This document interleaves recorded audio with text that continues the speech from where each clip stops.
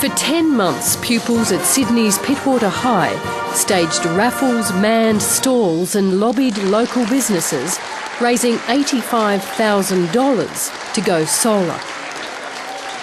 We could no longer sit on our hands and hope that others would do something about global warming. We're certainly not in for the money. In fact, it's a very, very expensive exercise, and we are a public comprehensive high school. Photovoltaic or PV panels run 10 classrooms, and during the holidays the school hopes to feed electricity into the grid, eventually powering the surrounding suburb. If a school can do this, so can a hospital, so can a shopping centre, so can a factory.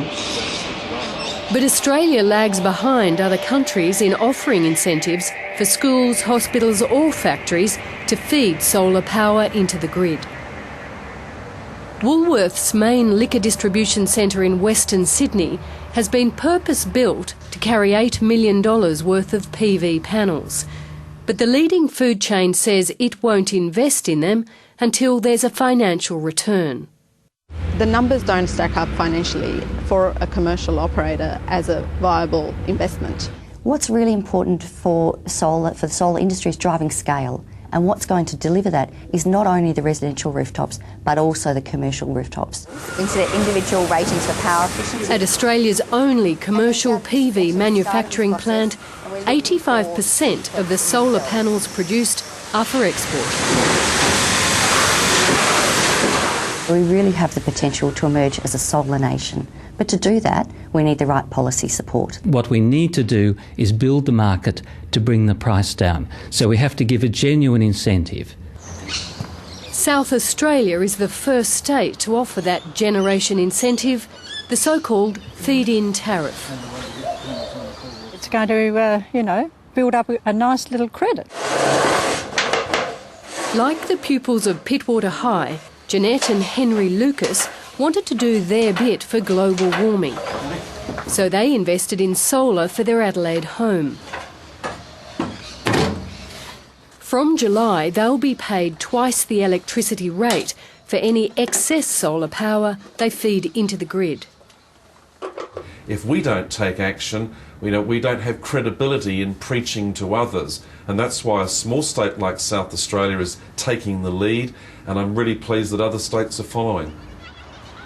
But even this, say critics, is tokenism.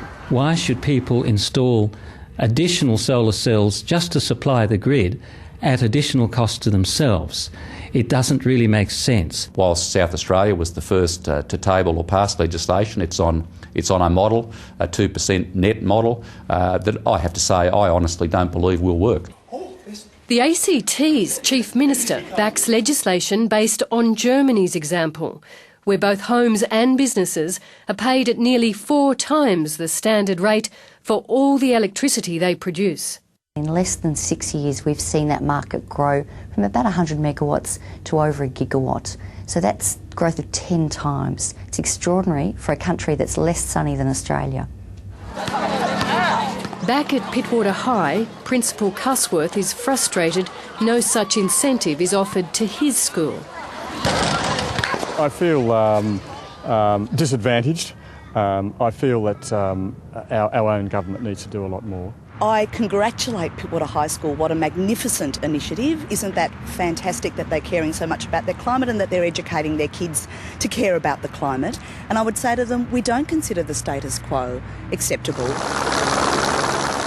But New South Wales, the state with the largest carbon footprint, is still hoping for a uniform national approach.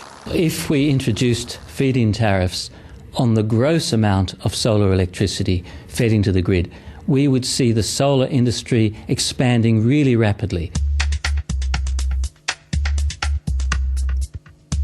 It's baseload electricity generation, however, that really matters. And it's in California that the big investment is being made in large-scale solar thermal. Well, it's an absolute frenzy.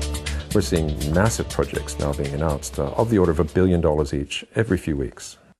For David Mills, a fairy tale is coming true. Last year, the Sydney University professor reluctantly packed his bags for the US, seeking investment for his technology.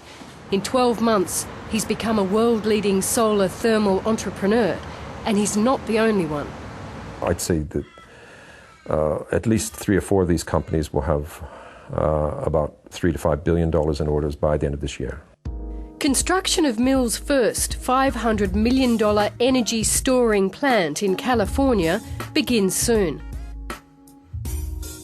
A pilot plant already exists in the New South Wales Hunter Valley. David Mills claims this technology, on a larger scale, could generate almost all of Australia's baseload power. Solar thermal can be the big gorilla on the grid. As long as it has storage, and storage is the key, we can supply over 90% of Australia's generation from this source on a continuing basis with no fuel. I'm saying, come and build it, David, come and build it. We are committed to feed-in tariffs. We're committed to supporting the national... The thing is that you don't have a feed-in tariff for even domestic solar yet. Well, I would argue that the policy settings that are now in place, both at the federal level and at the state level, will provide David Mills with a whole lot more incentives. Driving California's boom is a renewable energy target of 33% by 2020, far higher than Australia's 20%, and many other incentives. The new technologies need a hand up. They have to get up to size. And when we try to build, say, we want to build a gigawatt plant, well, the banks say, well, you've never built one before, therefore we're going to charge you a high interest rate because you look risky. What can the government do? In that case, it would be very easy for the government to put a loan guarantee in for a new plant. All those kinds of little things can help this industry get up off the ground really quickly. And if they are in place, as the United States has shown and Spain has shown, they rocket. The key question for Australia is keeping the R&D in Australia, keeping the commercialisation and the development and the intellectual property here.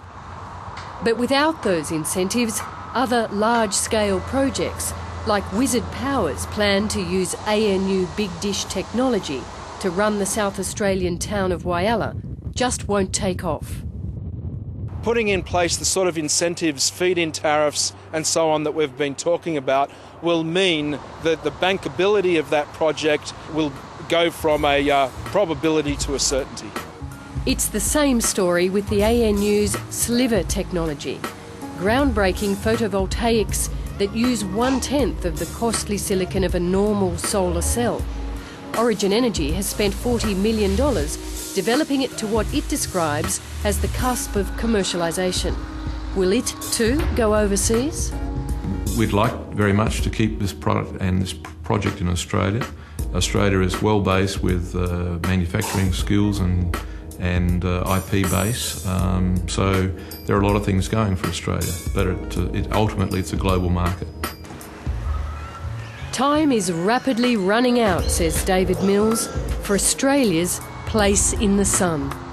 We have to get moving, and we have to actually not only apply similar incentives to what is going on overseas, but to attract attention, to get our industry ahead. We have to really put in place more sophisticated and better incentives to get these plants in place very quickly.